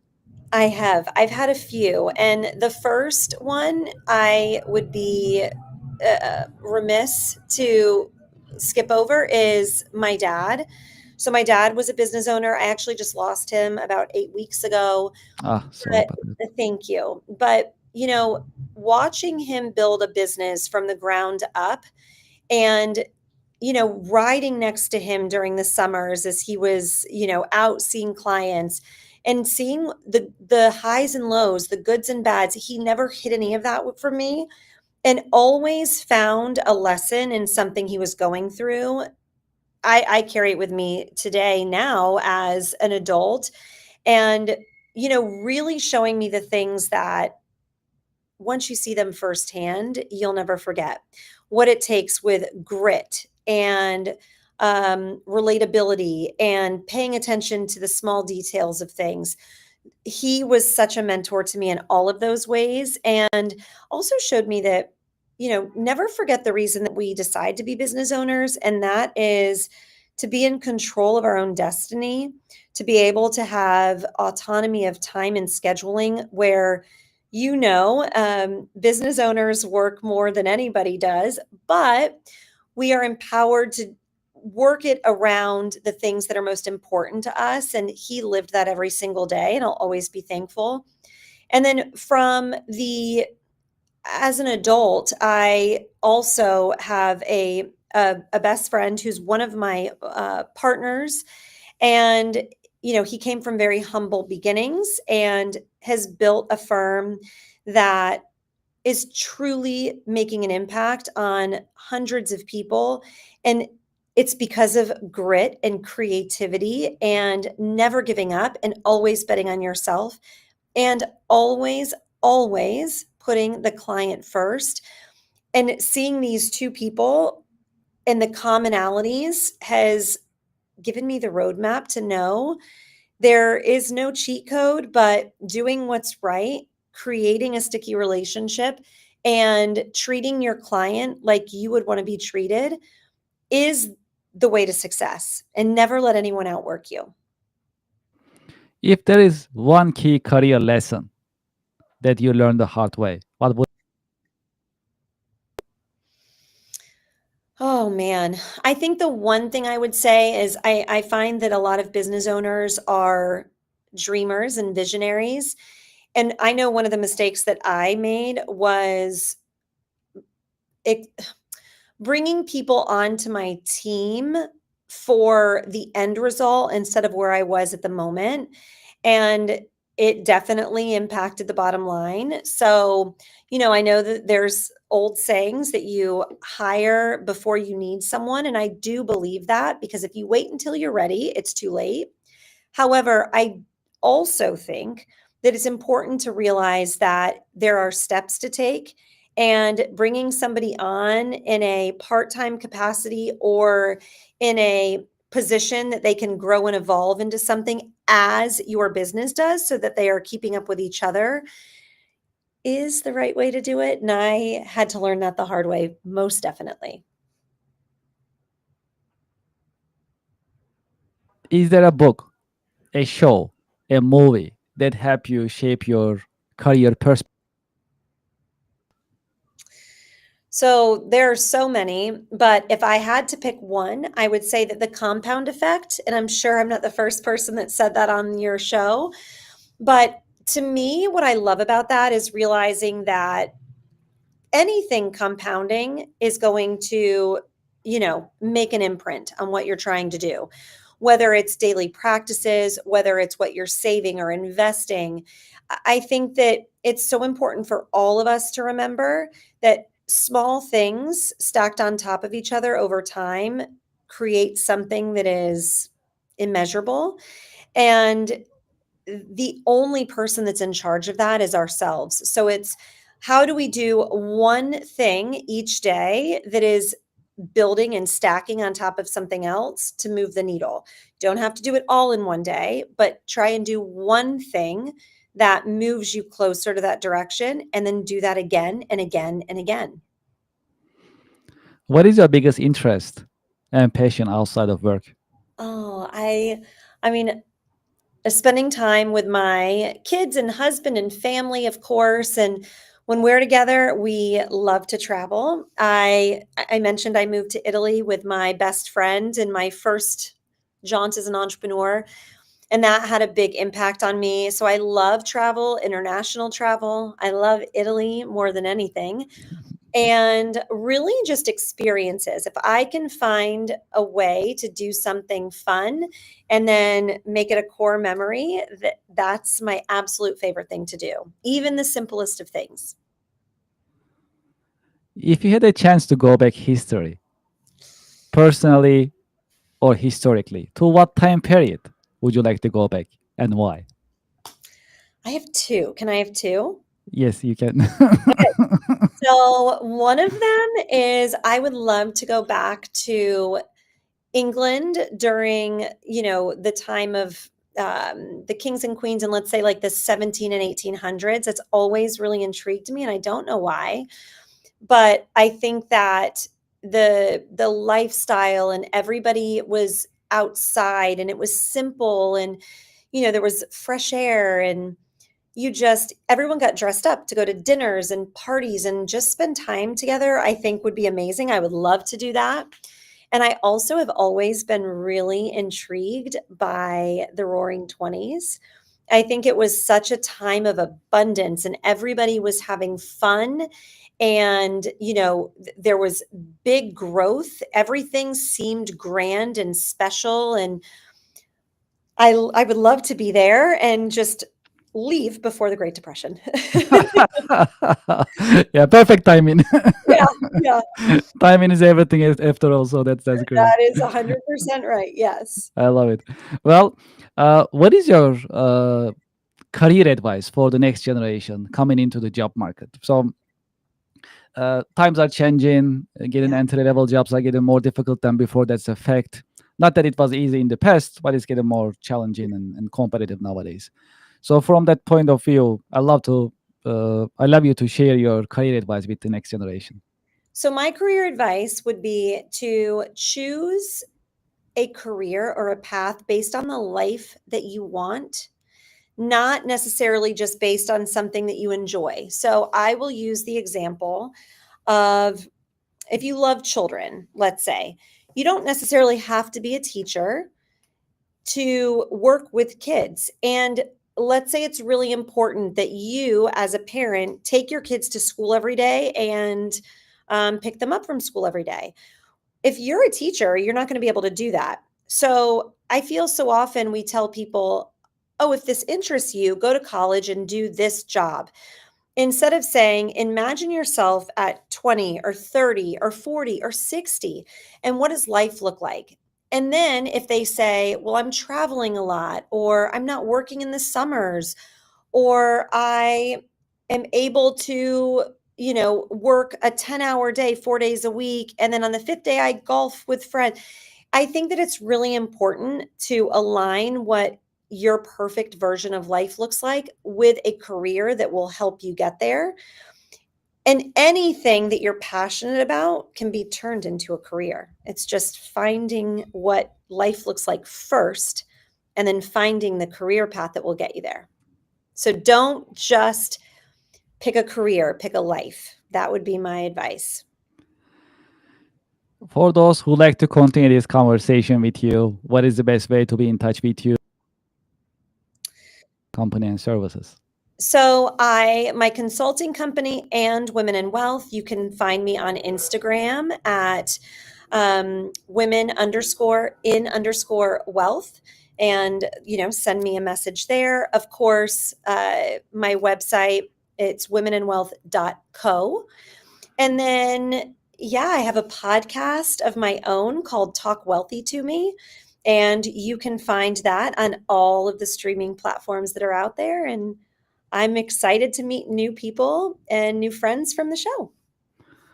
Well, Michelle, thank you so much for being with us in your busy schedule. It was a great conversation, very informative, and thank you for sharing your professional insights and your professional wisdom with us this afternoon. Thank you so much for having me, Kevin. It was a lot of fun. Yes, pleasure is all mine. Thank you so much, and I wish you a great weekend. Thank you. You too. Thank you very much. Well, to our audience and to our listeners, I hope you enjoyed today's episode. It was actually very informative. Well, Women in Business is actually a cause that we love to promote in the podcast, and I'm glad that we had these episodes. That's a great opportunity to promote these cause, Women in Business, and already 40% of U.S. businesses are actually owned by women, which is great. It should be more, right? Why not? So that'd be great. So we love to continue and promote women in business in coming episodes as well. Well, there are more causes that we need to promote in the American Business Podcast. Women in business, nonprofits, as well as organizations that are focusing education. We are also very excited to promote books. If you have any published books, tell us about it. We love to promote it. And recently we started to promote and introduce conferences, trade shows, and other organizations that will be informative for businesses. In that sense, we are very happy that American Business Podcast is growing with educational content, and we are bringing you more experts, more professionals to share professional wisdom and professional insights. If you'd like to be a guest in the American Business Podcast, please send us an email, americanbusinesspodcast@gmail.com or americanbusinesspodcast@aol.com. We have two emails, and we are very responsive. Once you send us an email, you'll get a response within 24 hours from me or from one of my team members. So we'll make sure that we'll get connected and we'll get the conversation started. Also, we welcome advertisers, and as you noticed recently, we are getting more sponsors, more advertising to the American Business Podcast. We are very happy for your support and for your organization, company, and services. If you like to promote them in the American Business Podcast, you can send us an email, americanbusinesspodcast@gmail. Also invite you to our website, podcast.tv, americanpodcast.us, and you can see our coming schedule. You'll learn about the American Business Podcast, what we are up to, what we are doing. And you can also see our coming subject matter experts in the American Business Podcast. We update it weekly, every Sunday, and you can see coming week on the American Podcast.tv. As you know, a couple of months ago, we got the YouTube Silver Award. Thank you very much for your support. We truly appreciate it. And if you haven't done so, please go to our YouTube channel and subscribe. It is easy. It is right on your screen. If you scan this QR code on the screen, it'll take you to our YouTube page. You can subscribe to it. And if you are feeling more generous, you can also share your thoughts with us. Put your comments in the comment box, in the chat box, and you can join the conversation. We truly appreciate it, and we love to hear from you in the American Business Podcast. Great. What else? Let's talk about our sponsors. Spot Corp events. If you are for the interested American in Business Podcast comes from Reddit. Do you know the biggest challenge nowadays for American small businesses? That is visibility. That's why we partner with Reddit for Business. Reddit has more than 400 million weekly visitors. Furthermore, Reddit is reliable. Reddit is the number one source for real reviews on products, services, and brands. There is a promotion going on. When you spend $500, you'll get $500 in ad credit from Reddit. True story. I am a Reddit user. Anytime I need feedback or review for a product or service, I go to Reddit. I get the real answers, real feedback from real people, from Reddit communities. Scan this QR code and sign up for Reddit advertising for your business. Get the visibility for your company, your products, and services. Scan the QR code and sign up today. Thank you for your support. Support for the show comes from Yelp. You know, I've been talking to more than 100 business owners in the American Business Podcast. Do you know the biggest problem for small businesses nowadays? It is visibility. That is why you should sign up and list your business on Yelp for Business. I have the QR code on the screen, and when you scan the QR code, the form will show up on your screen and you can sign up on the registration form. It comes with free trial with no obligation. Make it easy for your customers to find you. Do you know there are more than 70 million customers visiting Yelp website looking for services from businesses just like yours? Restaurants, home services, professional services, and many other businesses are being searched on Yelp on daily basis. That's a great opportunity. If you list your business on Yelp, you'll be findable, searchable, and you'll be visible. When you are visible, when your customers are able to find you, you're in business. You can get opportunities, you can get leads, you can build a healthy and profitable pipeline. Consider Yelp for Business. Scan the QR code, sign up, and start your free trial. It comes with free trial. Very comfortable, no obligation. List your business and start getting the results and enjoy the benefits of Yelp Business. Thank you for your support.